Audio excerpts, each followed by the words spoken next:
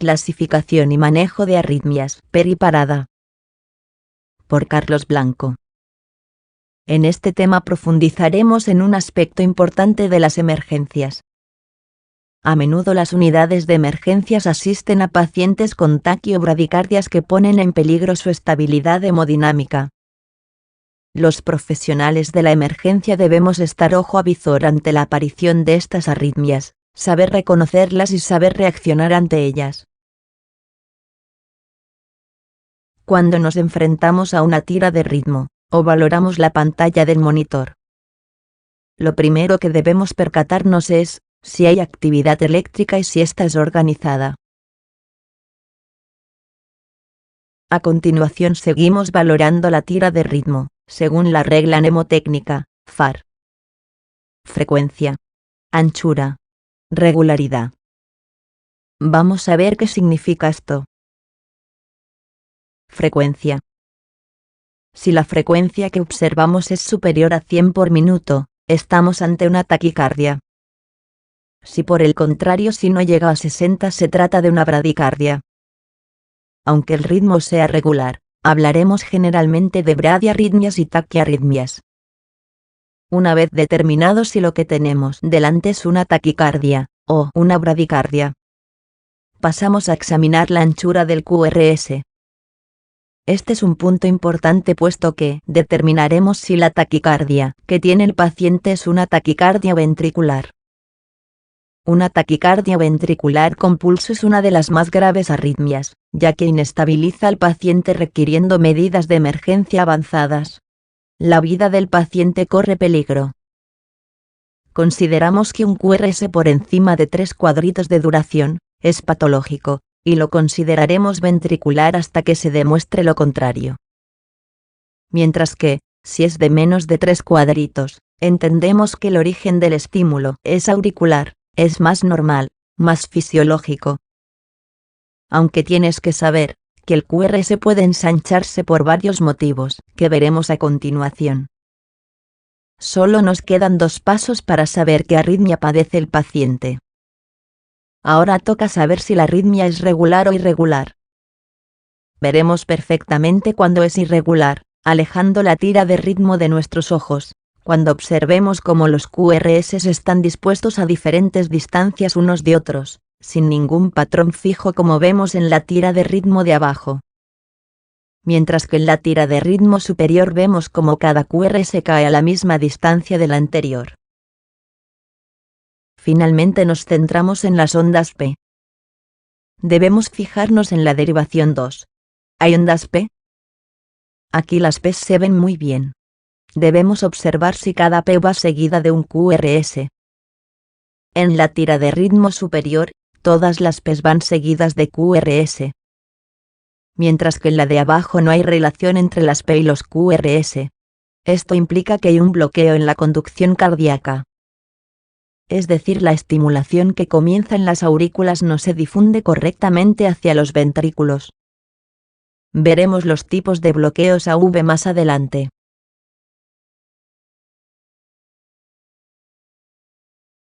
Podemos decir que las arritmias se producen por un fallo en el lugar de formación del estímulo, o bien un defecto en la conducción del mismo.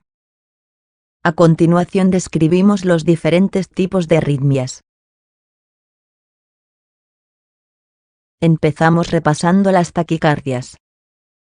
Ritmos rápidos a más de 100 pulsaciones por minuto. Si tenemos una taquicardia en el monitor, lo primero que debemos hacer es valorar al paciente.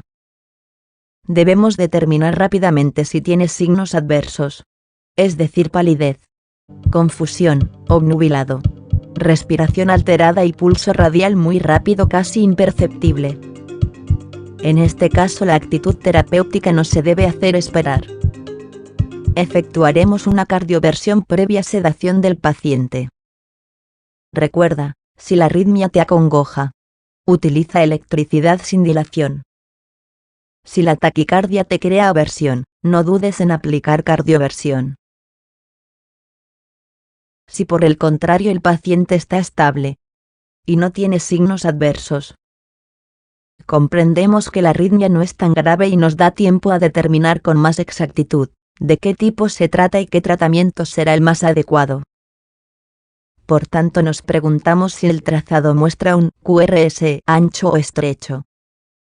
Es decir, si los QRS tienen más o menos de 0,12 segundos, o 3 cuadritos pequeños de duración.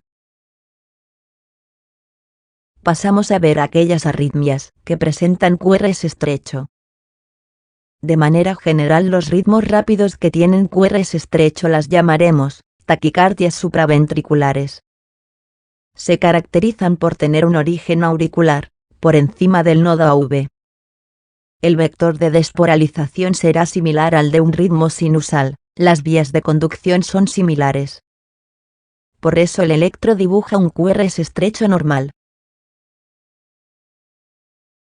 Las taquicardias de QRS estrecho, las podemos clasificar según si son regulares o irregulares. Recordamos que los ritmos regulares son aquellos en los que sus QRS están dispuestos a la misma distancia entre sí. Mientras que los irregulares, dichos QRS están dispuestos de manera caótica y desordenada, sin patrón fijo. Ahora profundizaremos en las taquicardias regulares de QRS estrecho. Aquellas que siguen un ritmo fijo. Entre las más prevalentes, estudiaremos la taquicardia sinusal, la supraventricular paroxística, y el fluter auricular. Algo sinusal, hablando de ritmo cardíaco, es sinónimo de ritmo normal. Un ritmo generado a partir del nodo sinusal. Si late entre 100 y 160 por minuto, lo consideramos taquicardia sinusal. A más de 160 los QRS pierden su onda P y no se le puede considerar sinusal, sino supraventriculares, es patológico. Para ser taquicardia sinusal debemos ver un trazado regular, con QRS menor a 3 cuadritos, y cada onda P va seguida inexcusablemente de su QRS. Los ritmos originados desde algún punto de las aurículas, incluido el nodo sinusal, generarán un vector de despolarización que está orientado hacia el pie izquierdo. Por tanto va de derecha a izquierda, de arriba a abajo, y de atrás hacia adelante discretamente. Este vector de despolarización generará un QRS estrecho. No ocurre así cuando el origen del estímulo está en el ventrículo, como ocurre en las extrasístoles ventriculares.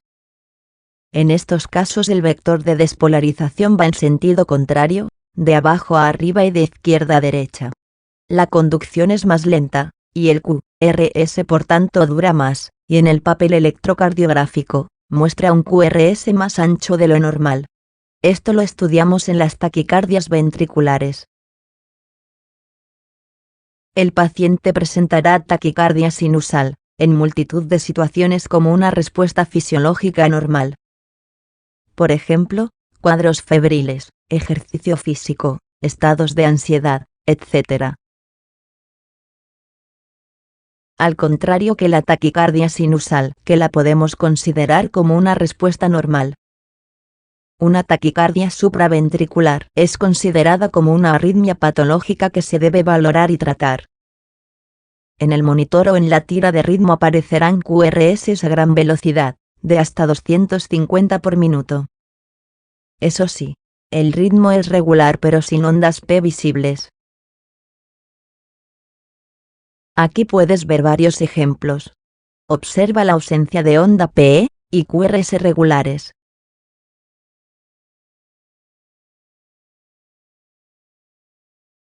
La taquicardia supraventricular puede darse en pacientes con miocardiopatías, valvulopatías, hipertensos, etc. O bien en personas aparentemente sanas pero con anomalías en la génesis o conducción de la estimulación. Una de las causas más frecuentes de taquicardia supraventricular es la taquicardia intranodal. El corazón de la izquierda nos muestra el funcionamiento normal del nodo AV. Difunde el estímulo desde las aurículas hasta los ventrículos como si fuera una carretera de un solo sentido. En el corazón de la derecha puedes observar como en una taquicardia intranodal, dentro del nodo AV, se forma como una especie de rotonda, que aparte de estimular a los ventrículos, devuelve el estímulo a las aurículas. Esta estimulación de las aurículas vuelve a llegar de nuevo al nodo AV, que vuelve a estimular rápidamente a los ventrículos. Repetidas estimulaciones sin control produce una taquicardia. Hemos dicho anteriormente, que toda aquella estimulación que provenga de las aurículas, producirá un QRS estrecho. Bueno pues, tienes que conocer dos excepciones. Hablamos de los bloqueos de rama, y del síndrome de Wolff-Parkinson-White.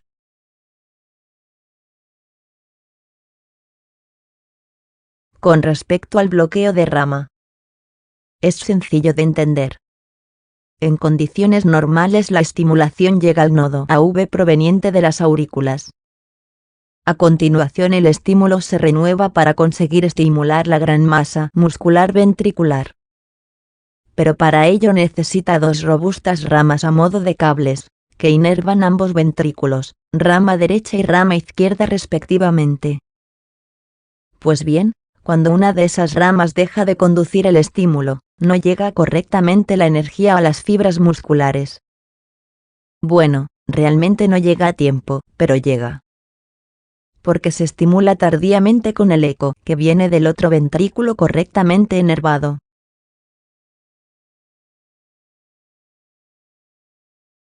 La otra causa de ensanchamiento del QRS, en taquicardias supraventriculares, está en el síndrome de Wolff-Parkinson-White. Se trata de proceso denominado preexcitación, a través de una vía accesoria. Es decir, la estimulación coge un atajo por el haz de Kempf, aparte del trayecto normal de conducción. El haz de Kempf es un defecto en el aislamiento entre la aurícula y el ventrículo izquierdo, que se produce en la etapa embrionaria. Se caracteriza por poseer una onda delta, como se señala en la imagen. Esta onda delta está ocasionada por la estimulación adelantada, a través del atajo. Como al pasar por el nodo AV, la conducción se frena de manera fisiológica, la vía accesoria deja pasar la estimulación que viene de la aurícula más rápidamente. Por eso en el electro aparece esa onda, acortando el PR.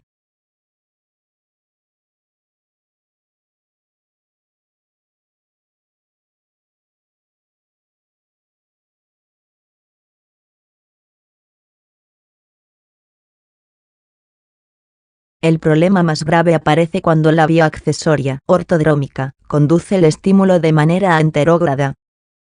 Es decir, el estímulo baja fisiológicamente por el nodo AV, y una vez dentro de los ventrículos, se escapa de nuevo a las aurículas por la vía accesoria, reestimulando de nuevo las aurículas y al propio nodo AV.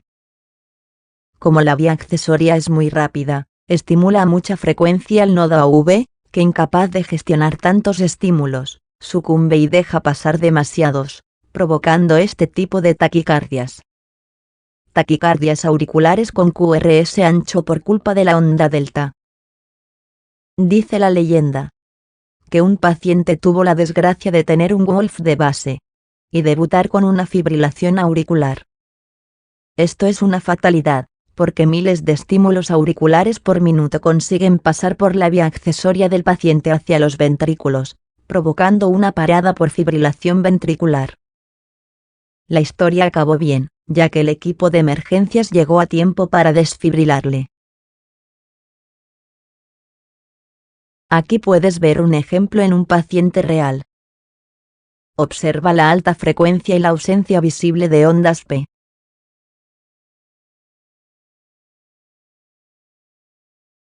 Flutera auricular.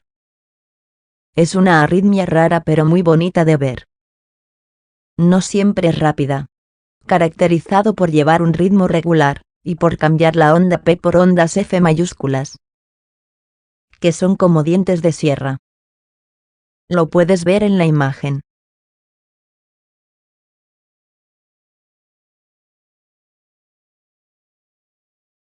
El origen está en una especie de nebulosa eléctrica giratoria, formada en las aurículas, que lanza periódicamente estímulos que pretenden alcanzar los ventrículos a través del nodo AV. Menos mal que el nodo AV hace de portero y filtra la mayoría de esos estímulos.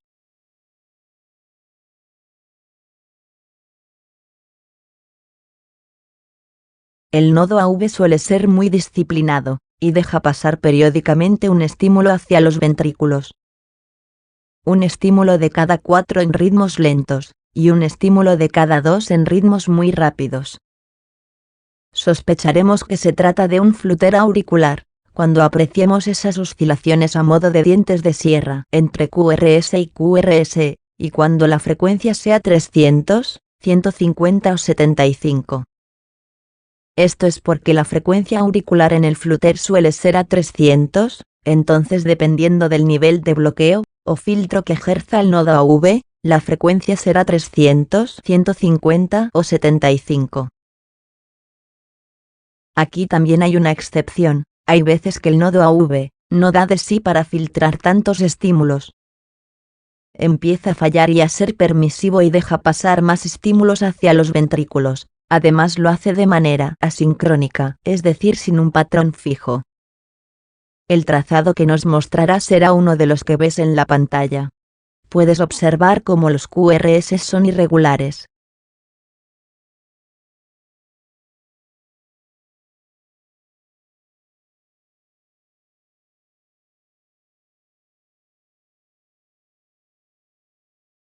Tras estudiar los ritmos regulares con QRS estrecho, vamos a pasar a la arritmia irregularmente irregular por excelencia. La fibrilación auricular. La arritmia regularmente irregular. La reina de las arritmias, debido a la prevalencia que tiene en la población, es la archifamosa fibrilación auricular. En este grupo de irregulares metemos las extrasístoles auriculares. Presenta una frecuencia auricular muy rápida y caótica mayor que 400 latidos por minuto, carece de ondas P sino que tiene ondas F, que pueden llegar a ser inapreciables. Ritmo ventricular irregular. QRS generalmente normal. Generalmente está asociada a cardiopatías IC. Su repercusión clínica depende de la frecuencia ventricular que alcance. La FA es una fábrica de trombos. Prevención con anticoagulante orales.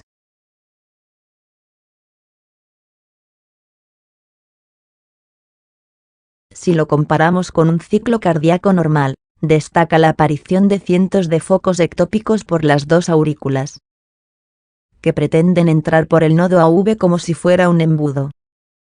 Este nodo, abrumado por una estimulación acosante, no es capaz de detener gran parte de los estímulos, dejándolos pasar de manera alternativa, generando un ritmo irregular y caótico sin ningún tipo de patrón, tal y como se muestra en la imagen de la derecha.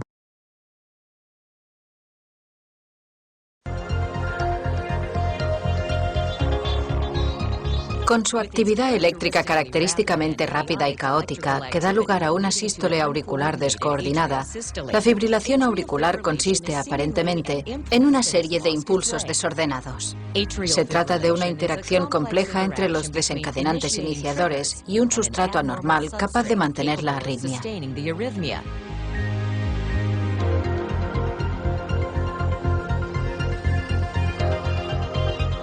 La fibrilación auricular es una enfermedad progresiva causada probablemente por el efecto acumulativo de un remodelado eléctrico y estructural de las aurículas. El remodelado electrofisiológico puede guardar relación con una sobrecarga de calcio en los miocitos y se caracteriza por una reducción de los períodos refractarios auriculares. El remodelado eléctrico tiene lugar al cabo de unos días y contribuye a la persistencia de la fibrilación auricular.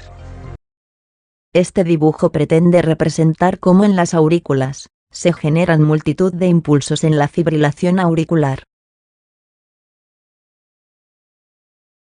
Existen miles de focos ectópicos auriculares, que pretenden de manera caótica ser los protagonistas del ciclo cardíaco, ser los que lideren la corriente de estimulación. Pero la falta de sincronía produce un temblor inútil de las aurículas, y éxtasis sanguíneo como has escuchado en el video anterior. En esta animación se representa cómo las aurículas emiten multitud de corrientes de estimulación, pero solo algunas llegan a los ventrículos, gracias a nuestro portero del ventrículo, el nodo AV.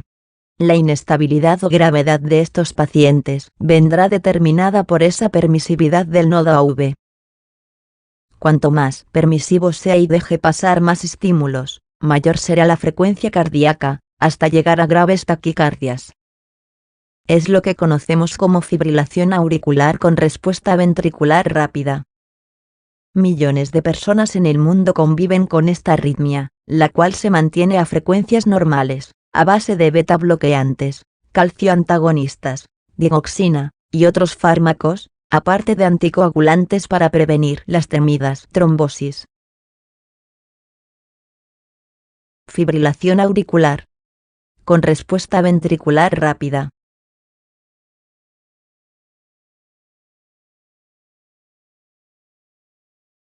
De las taquicardias de QRS estrecho, solo nos queda ver las extrasístoles auriculares.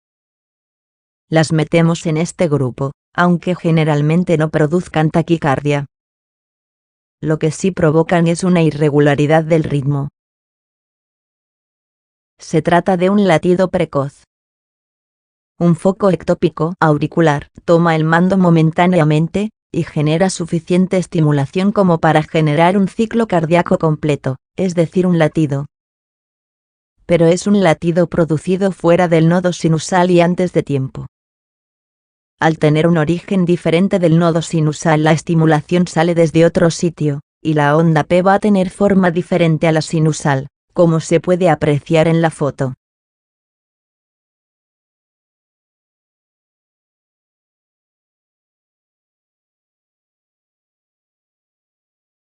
En este electro se observan extrasístoles auriculares de dos focos, el paciente las nota como vuelcos o ausencia de latidos. Ocurren sobre todo en reposo, no tienen importancia pronóstica, pero el problema es que son difíciles de tratar. Ahora te vamos a mostrar las arritmias, que tienen más de 3 cuadritos. Ya te hemos comentado anteriormente algunos motivos para que un QRS sea ancho. ¿Te acuerdas? Por tener bloqueo de rama, y por un Wolf. Pero a continuación veremos las que se producen porque el inicio del estímulo es ventricular. Las irregulares e irregulares. En las taquicardias ventriculares vamos a ver un trazado ancho. La situación es más grave. El origen del estímulo no está en el nodo sinusal, tampoco está en algún foco ectópico auricular. Ni siquiera es generado por el nodo AV. Se trata de uno, o en el peor de los casos, varios focos ectópicos ventriculares que toman el mando del corazón, y se apoderan del ritmo.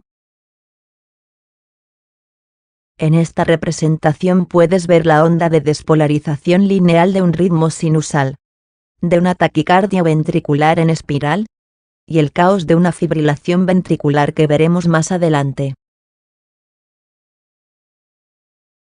En la taquicardia ventricular, la frecuencia suele oscilar alrededor de las 150 pulsaciones por minuto. Si hay un solo foco ectópico, el ritmo será regular. Si hay varios, será polimórfica e irregular.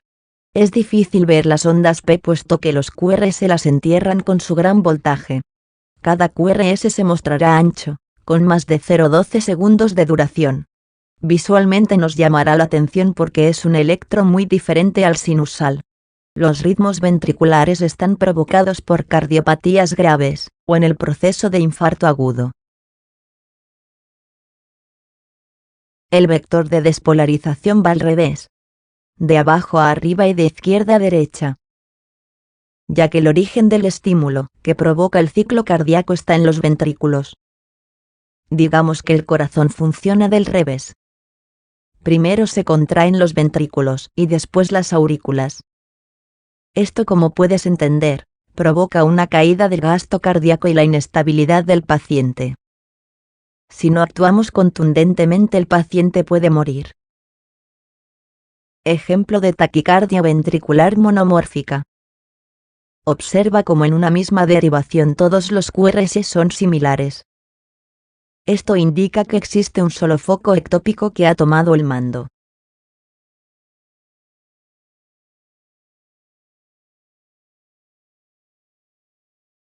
Las taquicardias ventriculares irregulares. Entre otros tipos veremos la torsade y las extrasístoles ventriculares. Ejemplo de taquicardia ventricular polimórfica. Observa cómo en una misma derivación aparecen QRS con distinta forma, lo cual indica que existen dos o más focos ectópicos ventriculares. Esta situación es muy peligrosa y puede desembocar en una fibrilación ventricular. El paciente seguramente esté inestable y requerirá cardioversión. Dentro del grupo de las taquicardias polimórficas, hay un tipo caracterizado por ser recurrente. Es decir, que podemos ver rachas de taquicardia ventricular polimórfica, alternadas con ritmos organizados pero con el intervalo QT alargado. Las rachas de taquicardia polimórfica suelen tener una forma característica helicoidal, con voltajes oscilantes como puedes ver en la imagen. Es la famosa torsade de Points.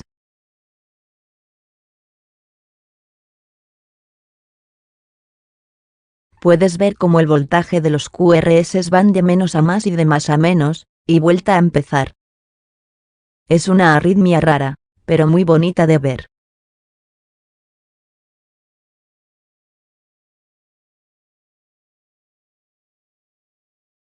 Al igual que en las arritmias auriculares.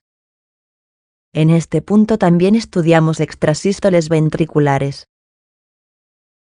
Se trata de latidos precoces originados por uno o varios focos ectópicos ventriculares. La onda P no va a ser visible puesto que el gran voltaje del ventrículo la entierra. Si son abundantes requerirán tratamiento. Si son como consecuencia de un síndrome coronario agudo, pueden ser el preámbulo de arritmias letales como la fibrilación ventricular. Mejor ten a mano un desfibrilador. Ejemplo de extrasístoles ventriculares.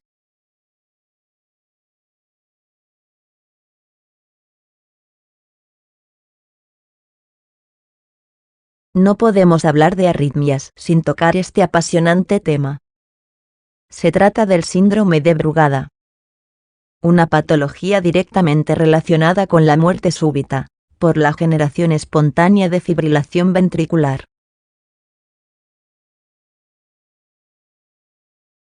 Pacientes sanos con patología cardíaca, que sin previo aviso aparecen muertos durante la noche o haciendo ejercicio. A veces ha dado la cara con algún síncope previo, o bien tras una revisión rutinaria, le detectan una anomalía en la derivación V1 y V2. La característica aleta de tiburón del síndrome de Brugada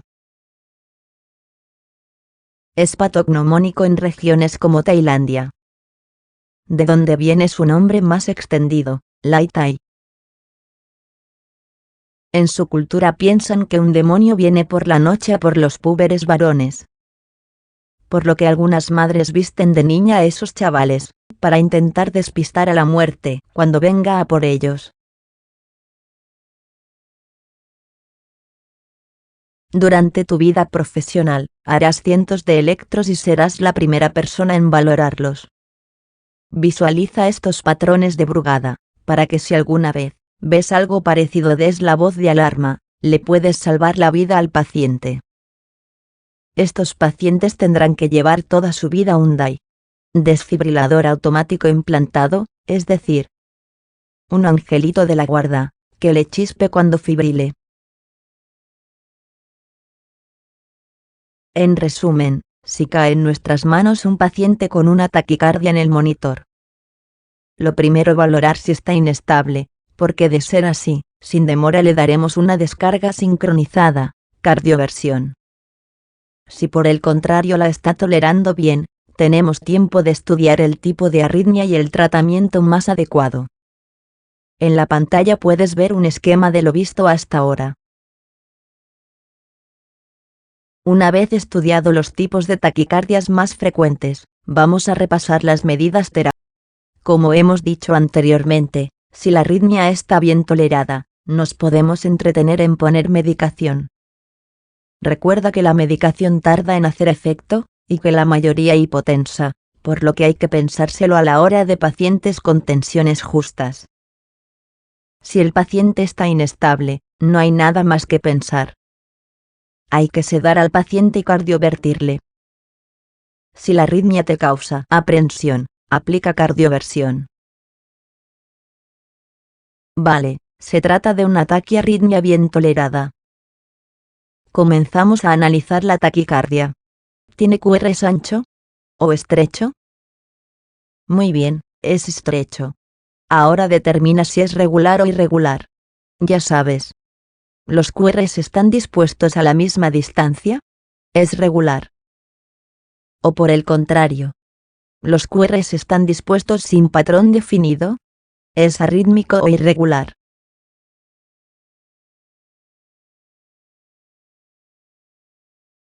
Si es este el caso, taquicardia irregular de QRS estrecho, hay altas posibilidades de que sea una fibrilación auricular. Intenta buscar ondas PE claras y similares delante de cada QRS. Si no tiene, tu paciente sufre una FA. Hay que averiguar si es un DPUT. En este caso, hay que saber cuánto tiempo lleva con molestias, dolor anginoso, pulsaciones rápidas, etc. Es importante saberlo, porque la actitud terapéutica será diferente si conseguimos demostrar que la FA lleva más de 48 horas o menos. Si lleva instaurada más de 48 horas, es peligroso revertirla de golpe, sin protección ante los trombos que se puedan formar. Por eso nos limitaremos a frenar la FA, y no intentaremos revertirla a ritmo sinusal. Al menos de momento, porque le vamos a citar en 3 semanas para cardioversión eléctrica programada. Estas 3 semanas tomará anticoagulantes, para evitar la creación de trombos. Tienes que saber que una aurícula fibrilando, es una fábrica de trombos. Al no contraerse las aurículas, la sangre no fluye con normalidad y tiende a hacer ciertas turbulencias, y a estancarse en una zona de la aurícula izquierda, llamada orejuela. En esas condiciones la sangre tiende a coagularse. Si revertimos la fibrilación auricular de golpe en FAs de más de 48 horas de duración, y esas aurículas comienzan de nuevo a latir normalmente, corremos el riesgo de que esos coágulos se desprendan y se conviertan en trombos, y provoquen ictus, trombosis pulmonar, etc. Ahora bien, si tu paciente acude a urgencias por malestar, palpitaciones, dolor anginoso, etc. y te dice que lleva desde hace un puñado de horas, menos de 2 días, puedes tratar de conseguir que el ritmo vuelva a su estado sinusal. Lo conseguiremos con una serie de medicamentos que consiguen la cardioversión farmacológica.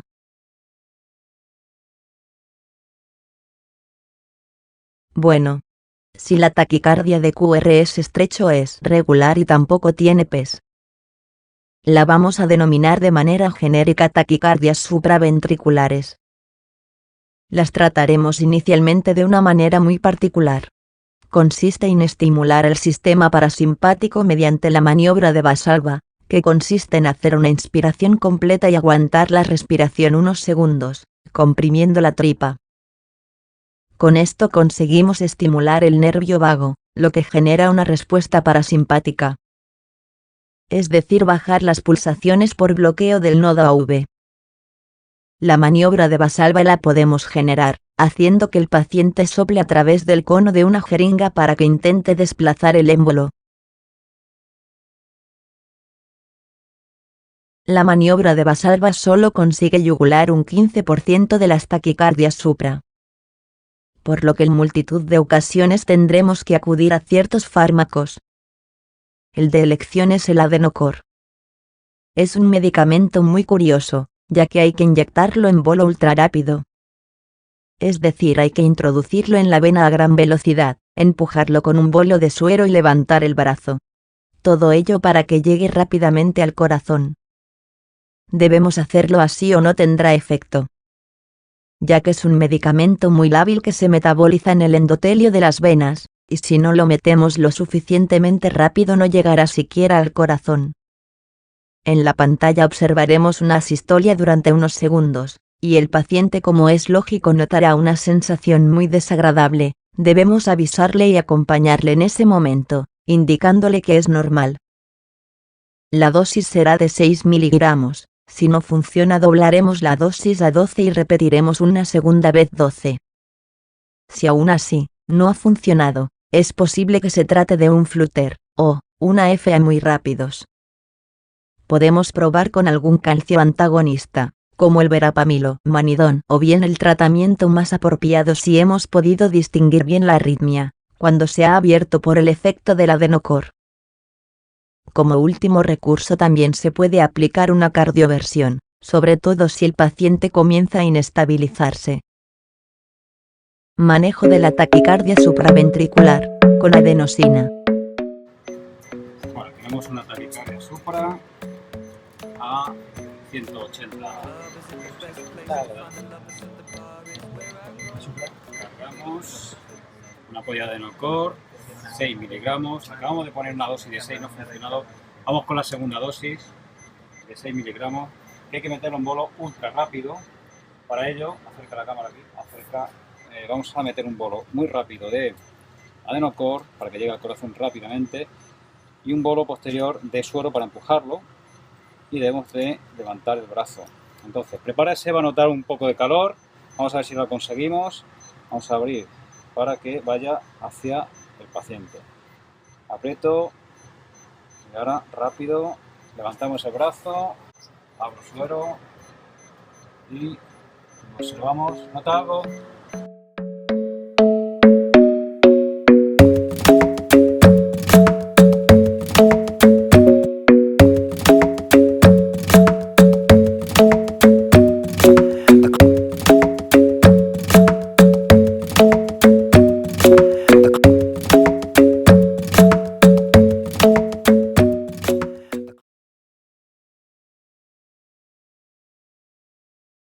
Si al monitorizar observamos QRS anchos y muy rápidos, lo identificaremos como taquicardia ventricular hasta que se demuestre lo contrario. El tratamiento de elección según las guías es a base de amiodarona. Acuérdate de diluirle con suero, e inyectarlo despacio porque puede hipotensar. En caso de apreciar una torsade, inyectaremos 2 ml de sulfato magnesio, diluido y lentamente. Parece ser que una de las causas de las torsades puede estar provocada por alteraciones electrolíticas, entre ellas hipomagnesemia, la cual provoca la prolongación del QT. Caso real de una cardioversión, por una taquicardia ventricular en el seno de un síndrome coronario agudo.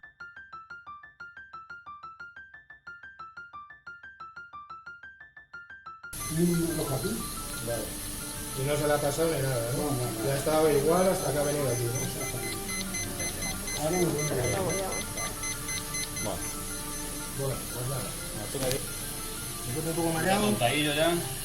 ¿Cómo se llama? ¿Manuel? Sí. ¿Es de aquí de Talavera?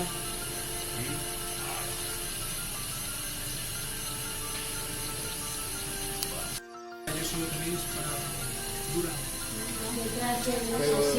Sueño, ¿verdad? Sueño. Vamos. Carga. Todo fuera. Todo fuera. Bien. Sigue el ritmo. Está con amiodarona, ¿eh? Ahora mismo está cerrado. Ahora mismo lo cerrado, sí. ¿Sí?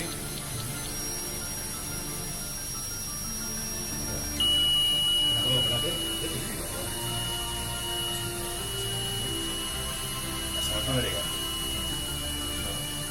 ¿Va? ¿Fuera? Ahora.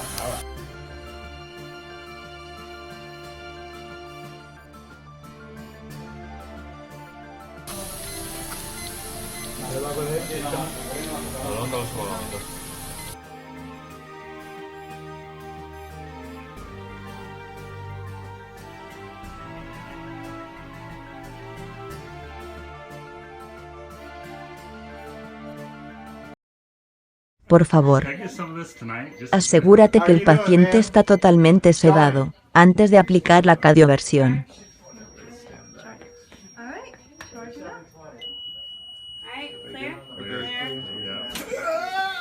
Sorry, man. You're done. All done. Johnny? Relax. Johnny, how you feel? Relax. See if he's not fully sedated. Pasamos a estudiar las bradicardias. Hasta ahora hemos visto todos los ritmos susceptibles de poner en peligro la vida del paciente por exceso de velocidad. A continuación vamos al extremo contrario. Se trata de aquellas arritmias que son peligrosas por lo lento que hacen latir al corazón. Si antes inyectábamos antiarrítmicos y beta bloqueantes para limitar la estimulación del paciente, ahora hacemos lo contrario. Intentamos estimular al corazón con ciertos medicamentos, como las catecolaminas. Si antes aplicábamos cardioversión, cuando la arritmia me creaba aversión, ahora aplicamos marcapasos para conseguir añadir los latidos que le faltan al corazón. La bradicardia sinusal es un ritmo sinusal pero a menos de 60 por minuto. No siempre es patológica, de hecho hay personas que la tienen de manera fisiológica, como los deportistas, los cuales tienen un corazón muy desarrollado y con pocas contracciones consiguen una buena movilización de la sangre. Otras personas pueden tener bradicardias por el efecto de ciertos medicamentos, como beta bloqueantes o antihipertensivos. Hay otros ritmos lentos que debes conocer. Se trata de los bloqueos auriculoventriculares. Por algún motivo la conducción eléctrica generada desde las aurículas no llega bien a los ventrículos. Dependiendo del nivel de bloqueo que ejerza el nodo AV, aparecerán las 4 clases de bloqueos auriculoventriculares. Bloqueo AV de primer grado. La conducción auriculoventricular es más lenta de lo normal, por lo que el PR estará prolongado. Diremos que es patológico a partir de 0,20 segundos, es decir 5 cuadritos. Bloqueo AV de segundo grado. Aquí tenemos dos tipos. El segundo grado tipo 1 y el 2. Con respecto al 1, la onda P se va alejando poco a poco del QRS en cada ciclo, hasta que llega un momento en que la P deja de conducir un QRS.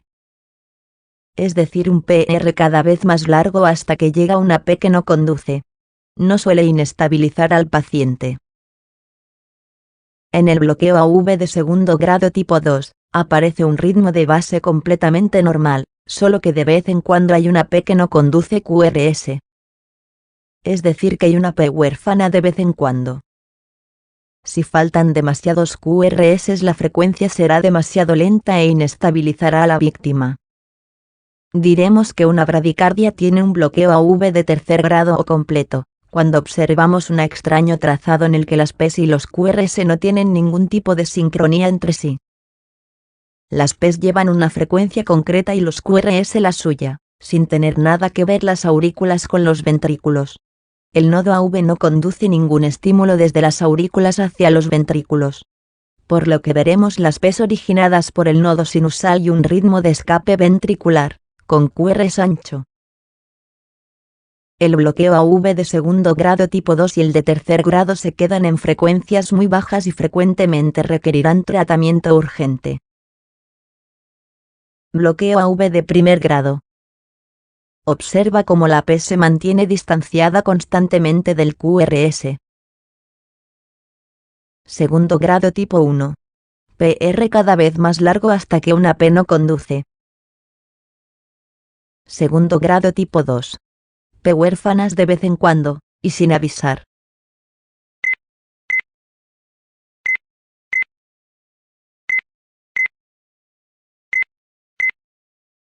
Bloqueo completo de tercer grado. P's por un lado y QRS por otro sin relación entre ellos. Paciente inestable. Vemos ahora el tratamiento general. Si la bradicardia está bien tolerada, observación, no tratar en la urgencia. Si por el contrario está mal tolerada, habrá que utilizar catecolaminas para estimular la frecuencia cardíaca y evitar el bloqueo en el nodo AV. Paralelamente aplicaremos un marcapasos transcutáneo a demanda. No olvidar sedoanalgesial al paciente previamente. Con respecto al bloqueo de segundo grado tipo 2 y del de tercer grado, tienes que saber que se suelen acompañar de síncopes. También que no procede administrar atropina en estos bloqueos porque tiene un efecto paradójico que aumenta el bloqueo. Se procederá como hemos comentado con la colocación de marcapasos y perfusión de catecolaminas. Colocación de marcapasos. Observa cómo el paciente está monitorizado y la colocación de los parches. Es la misma que para desfibrilar. En el electro puedes ver la espiga que genera la estimulación del marcapasos. Cada espiga debe generar un QRS en la pantalla y un latido que podemos sentir con nuestros dedos en la carótida, o bien con el pulsioxímetro. En cambio este marcapasos no está capturando. Detrás de cada espiga no hay nada. Debería haber un QRS aberrante y provocar un latido. Habrá que aumentar el voltaje y revisar los parches. Colocación de marcapasos. Caso real. Fíjate en la contracción muscular que provocan las descargas. Debemos sedoanalgesiar al paciente antes de iniciar las descargas. 3 o 4 miligramos de midazolam y 0,05 miligramos de fentanilo puede servir para empezar. En la pantalla puedes ver cómo aparece un QRS aberrante detrás de cada espiga. Marcapasos implantado bicameral. Estimula aurículas y ventrículos. En este electro fíjate en el ritmo de marcapasos que tiene. Cuanto más modernos son, la espiga es más pequeña y casi no se ve.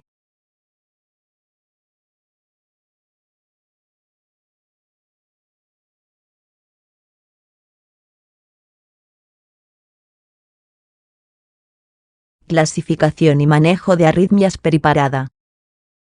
Por Carlos Blanco. Fin.